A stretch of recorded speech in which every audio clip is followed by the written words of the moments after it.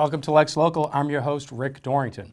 Well, here we are, folks. This is the week we start celebrating the 250th anniversary of the historic battle on the Lexington Green, officially called the Battles of Lexington and Concord.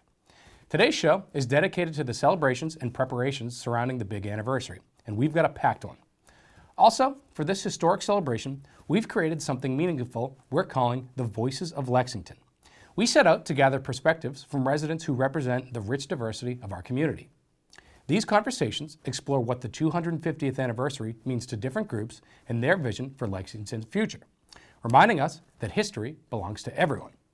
So, throughout the show, we're going to weave in some of those amazing interviews. First up is Hua Wang of the Chinese American Association of Lexington, followed by Lexington resident Ranjita Khaitan. In Lexington, we belong, we contribute, right? But Lexington, we have this revolutionary spirit. And so our community, right, it's more than ever, right? So it's very important for the entire community to come together. So one of the things I feel immensely important, proud, and going forward for me, our family and the community is, we're better together. And more than ever, we need to be so. And then I'm very hopeful, about Lexington, about the nation. One of the things, I guess I could say it, this is just a slightly political aspect, right? Whoever messes with America, may God save them. Thank you. The inclusivity which Lexington has provided, it's just a beautiful platform for different diverse cultures to come in, and specifically, we just don't even feel that we are just like Indo-Americans. We are just so part of the community that it's like right there with us. What I'm really excited about is that it's an incredible journey which Lexington has covered to finish 250 years, and the most important thing is that it's not only embarking the journey, marking the history, but it's also looking at how the 250 years, it has bridged from the past towards the beautiful future which Lexington has created. We can see that in our school system, we can see that in our traditions, we can see how the communities interact with each other. So I'm so excited about in watching this incredible movement in 250 years. That's amazing. Lexington has been a platform for, I generally call it as a 3C town, which means community, culture, and compassion. So that's what is being created and fostered into our children today. So that's what we are looking forward into the future, that how those kids shape the future and how exactly we can come more closer in what we are today. The MBTA also decided to do something extra special in honor of the 250th anniversary. They wrapped a train car to commemorate the events in the participating towns and promote public transportation.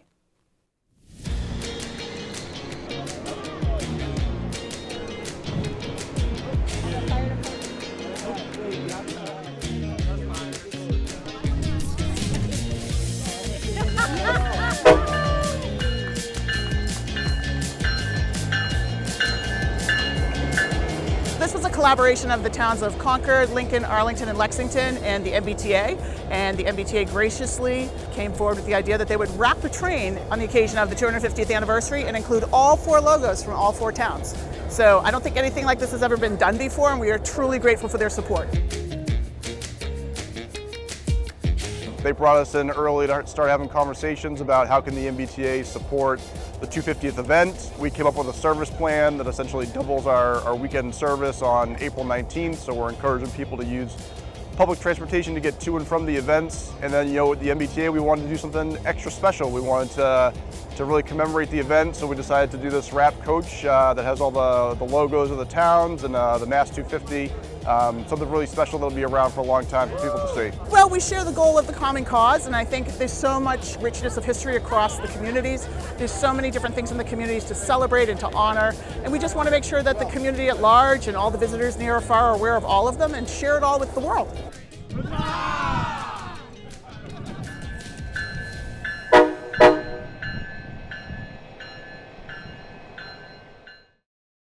As much as we've already achieved a lot, there's always room to deepen our connections. The diversity doesn't divide us. I think that's something that we all shall see, is that it really strengthens our future. It deepens our connection and strengthens our future. So what I would like to see in the future is that we would be able to continue this route and also empower our next generation to feel they are proud of their different heritage, and people grow with more kindness and empathy and a sense of belonging. I'm very fortunate to be in many different spaces and part of many different communities, and I think that speaks a lot to the wonderful accepting qualities of Lexington. Although I will be honest, similar to working towards a more perfect union, we are constantly working towards a more perfect Lexington. And so I think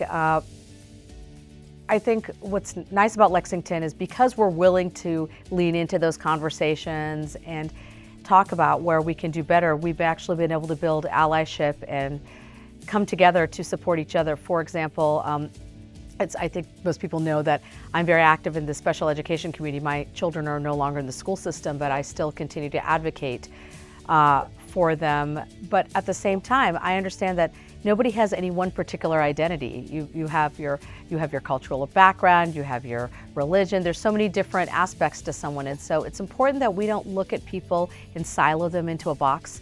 I think it's very important that we embrace everybody so that they can be their authentic selves. One of the great things that we've done this year is we have the countdown calendar right in front of the town offices in Cary Hall, and it's so amazing.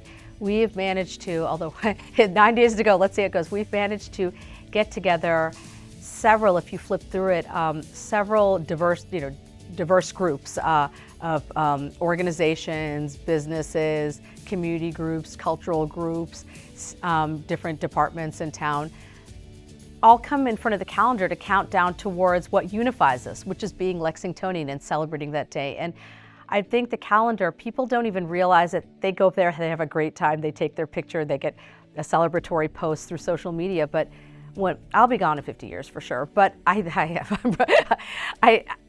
know that 50 years from now, when they look back at this, they'll say, oh my God, look at all the different groups that we had in Lexington. Look at how, and I hope they'll say, wow, even back then it was so diverse, because I'm assuming that this diversity and celebration will continue. And so I'm very proud of the countdown calendar. Certainly, I don't take credit for that. It was Doug Lucente's idea. Everyone thought he was, what is he thinking? And he got it built, but it takes a team of people to get it, to keep it going, and so we're very proud. I'm personally proud of that, and I believe the calendar team would agree with me that we're very proud of what that represents, the best of Lexington. Some awesome words from Ting Fang and Mona Roy there. The Lexington Visitor Center also had a lot to celebrate.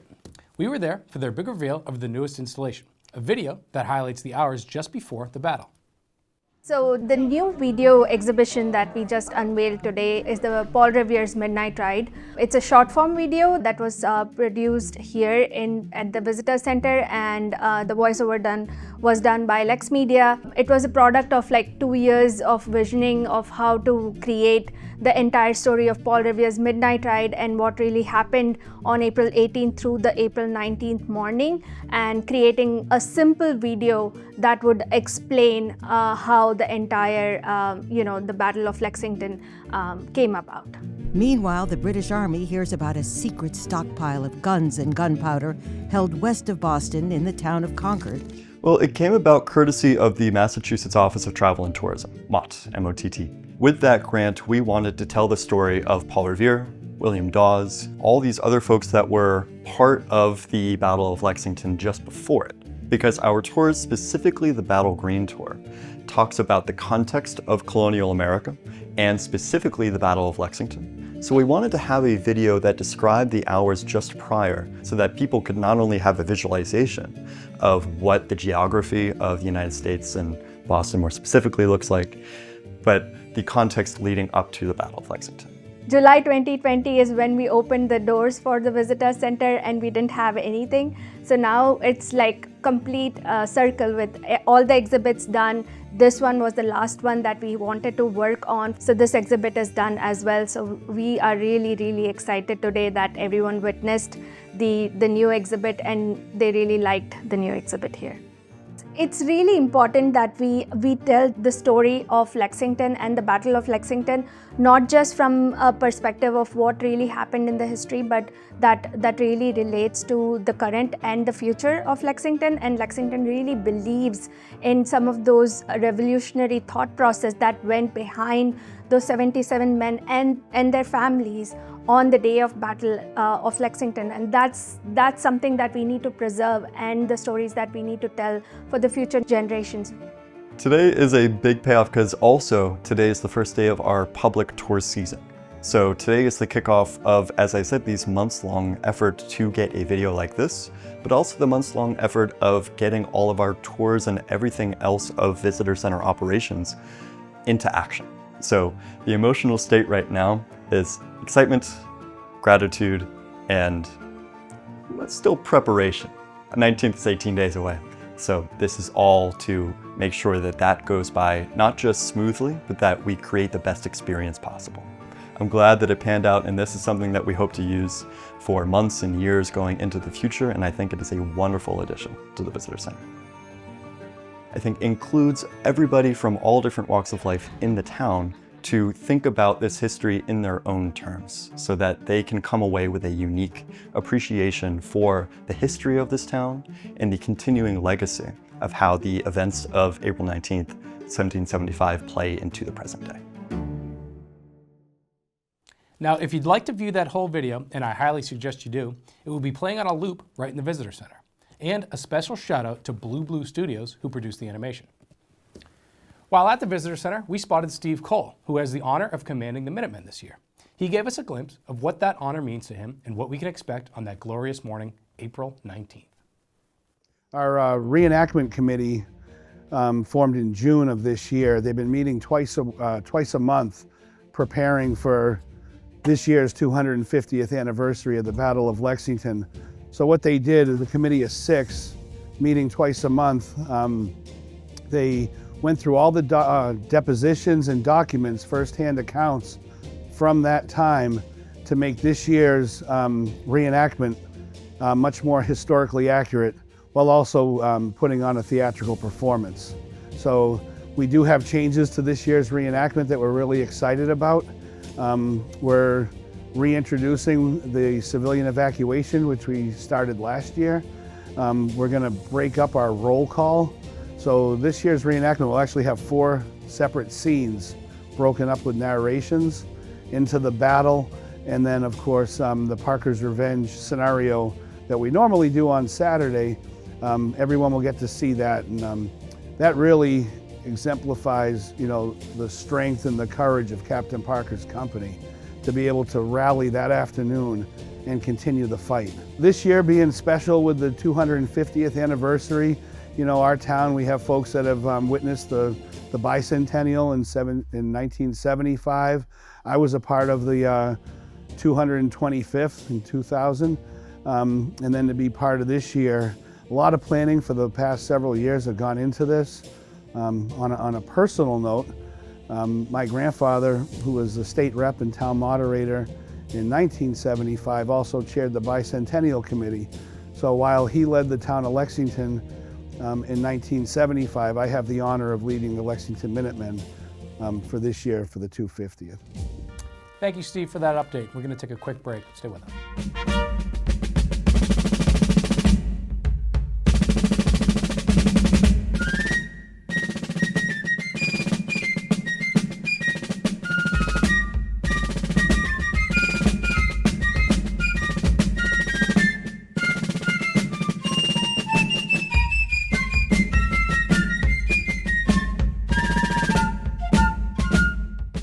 Celebrate the 250th anniversary of Lexington, I've been thinking about history, and this town has an incredible history going back to the battle on the Green, and then building what it means to be an inclusive and diverse community over time. It's been one that's welcoming of different groups, especially in the last 75 years. One of the teachers from the 1700s in Judaism was a rabbi named the Baal Shem Tov, and he had amazing teaching. His teaching was Zechira Sod Geula. Remembrance is the secret to redemption. And what he was saying is that when we look back on our history, it's not just an opportunity to see where we came from, what happened in the past, but it actually gives us a deeper understanding of where we are now and brings us closer to redemption. It can actually bring us closer to a world that is more connected, more diverse, more inclusive, more welcoming, and one that hopefully brings us and the world closer to a state of peace. You know, Lexington is such a wonderful community, and we have such a vital group of people who participate in the life of the community. And one of the things that we're really excited for with Lex Pride is to just further expand the range of people who feel empowered to fully participate in the life of the community in whatever ways that might mean, socially, politically, otherwise. And toward that end, we're actually going to be hosting in May and June a couple of workshops with interactive theater and discussions to talk about all the different ways that we can or would like to be able to participate in the life of the community. And that, I think, is a really exciting idea for all of us, and one that Lex Pride really tries to embody in all of our work. I think the 250th is a really wonderful way to celebrate the beginnings of freedom and democracy in our country. And it's also an opportunity for us to recognize the limitations of how people conceived of freedom and democracy at that time. It was much more narrow than it is now. Back then, it was really primarily to benefit white male landowners. And now we have a much more inclusive and expansive concept of freedom and democracy. And that's really exciting, to be able to draw the connections, connect the dots from a really important, courageous, vital, transformative period in our nation's history to what we work towards and strive for today. Lexington has a new museum. The depot has been transformed into the Lexington History Museum. The space now houses a complete history of Lexington from the colonial period to present day with an eye to the future. We were there for the grand opening. Probably going to remember this event fondly for the rest of my life. This space was actually 25 years in the making. So I'm thrilled that it's finally opening.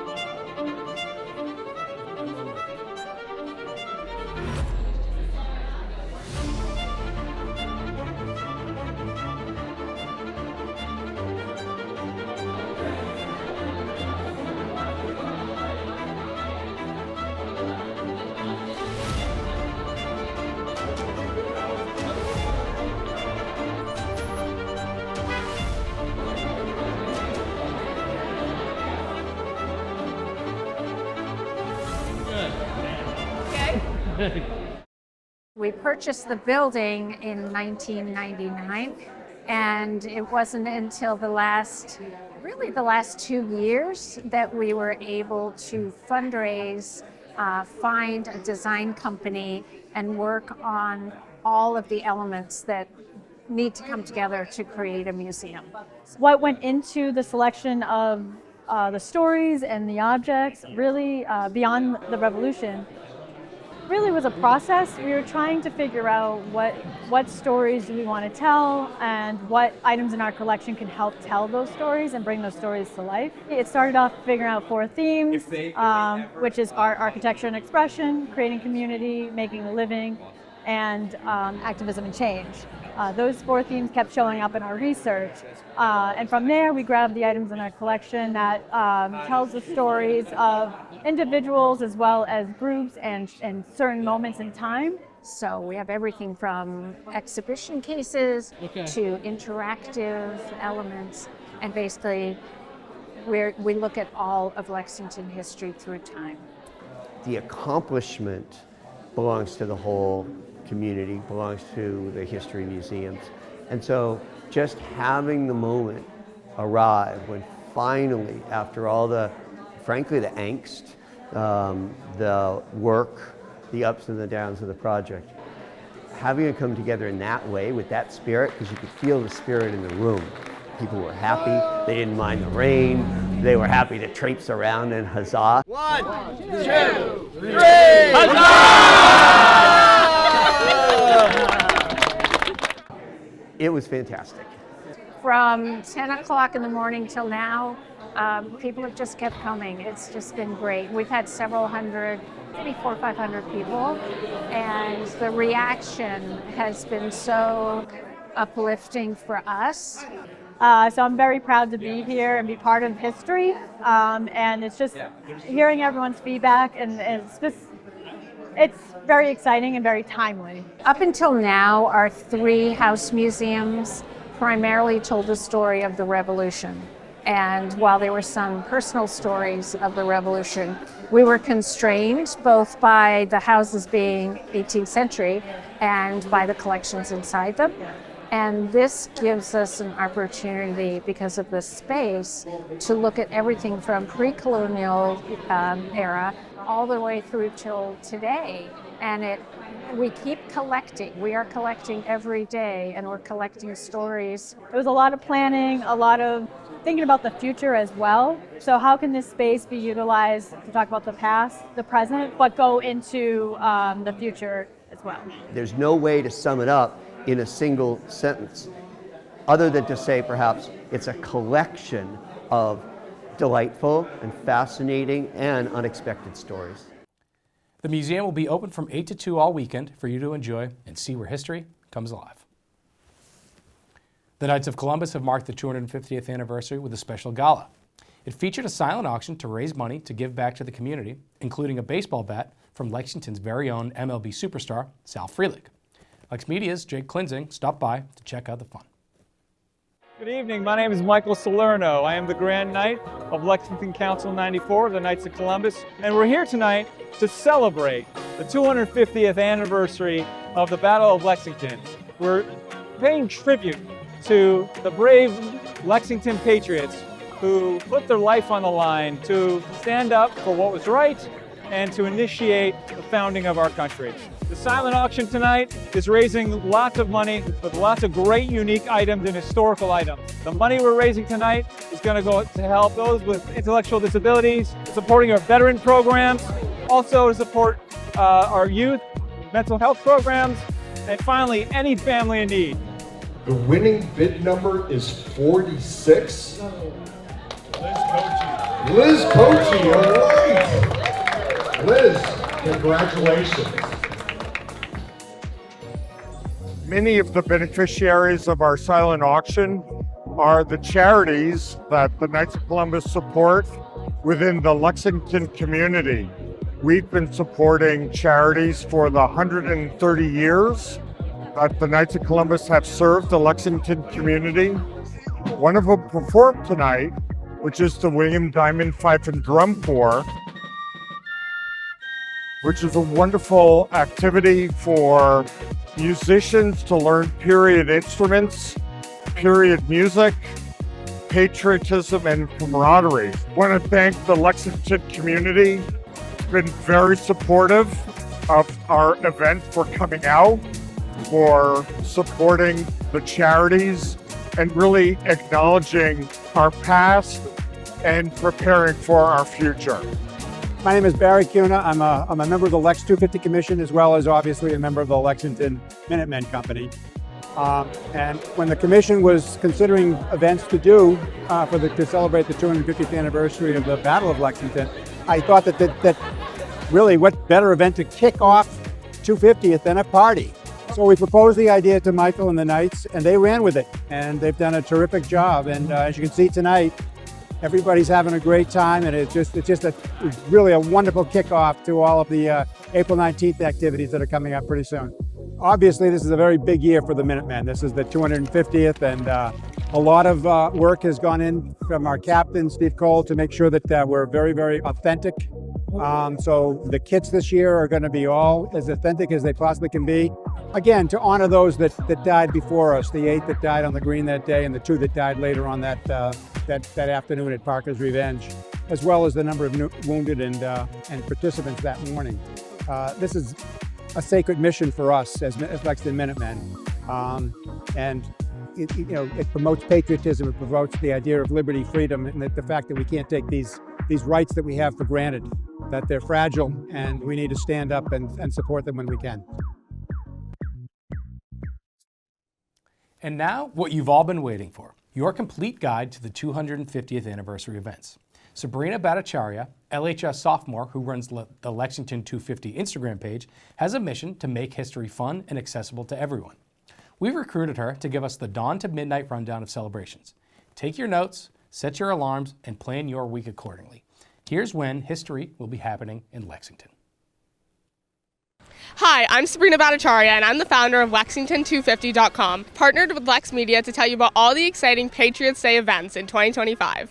Let's start off with Thursday, which starts off at 9 a.m. with the press conference. This is just a really exciting, great way to start the weekend. And then later on, we have the Ken Burns event, which is his debut film of the American Revolution. I'm really excited for this. He's been working super hard on this, and it's a 12-hour film showing truly how important Lexington is to America's founding and America today.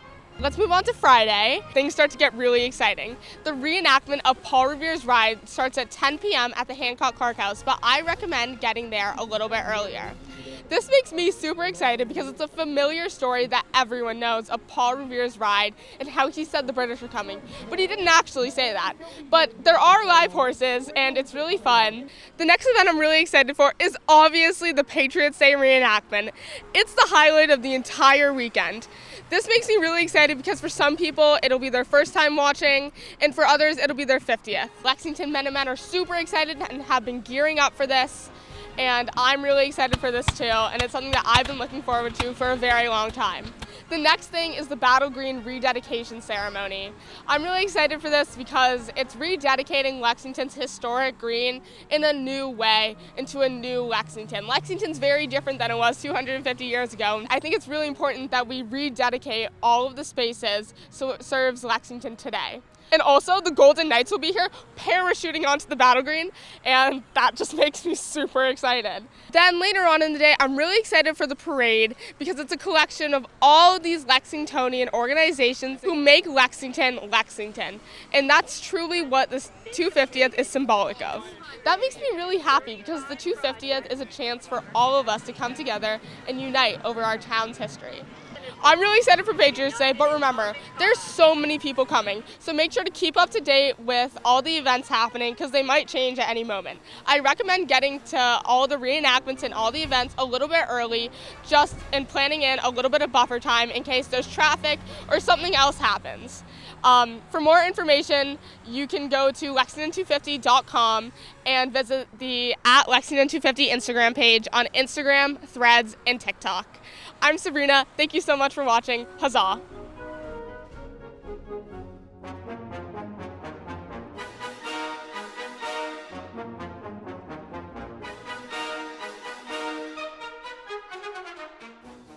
We'll close today with more Voices of Lexington. For all of us here at LexMedia, huzzah! Enjoy your Patriots Day. Everyone in Lexington in 1775 was thinking about their future. What is going to happen at the end of this tumultuous day, at the end of this war? And what I wanted people to understand was that Black people have always had agency, whether they were enslaved or free or indentured, and also that white people were not just willing, but were open to having Black folks be equal members of the community. And so if we understand what was possible then we understand how thin the barriers are now to making that past that was good a reality in our future. Lexington, I think, is a super special place because people have had an awareness of the community's role, not just for the community, but for the state and for the country, and actually for democracy, even globally. I think people have had that awareness since 1775, and that sense of what ordinary people did had a huge impact, I think, plays out today in thinking about how each person in our community can bring whatever their traditions are, whatever their exciting passion projects are, forward to share with other people, which means I think we have a very wide range of traditions. So the reenactment is a really important tradition for all of us on April 19th. Lex Seher has brought forward the reenactment of Anna Harrington's 1769 spinning protest, and that's now become a tradition. But also my family looks forward to going to like Chinese New Year, and sometimes now there's like multiple events that we can go to celebrate. So each of those things, or Diwali is a big one. I didn't celebrate Diwali when I was a kid, but because IAL has made these really special and open events, it means that me and my kids were able to take part. It's exciting that Lexington, even before this year, started incorporating women into the story of the battle. We had women last year out there on the green in the early morning hours, showing that women and men were parts of families and important parts of the community. Really excited this year to have Lex Seher have some people portraying women in the 1775 zone, as well as the daughters and granddaughters of the Revolution, women who later became abolitionists working to end slavery, and suffragists working to have women earn the right to vote. So we're really excited that we can have this a range of history interpreters, sort of living history interpreters, out there to tell stories and answer questions.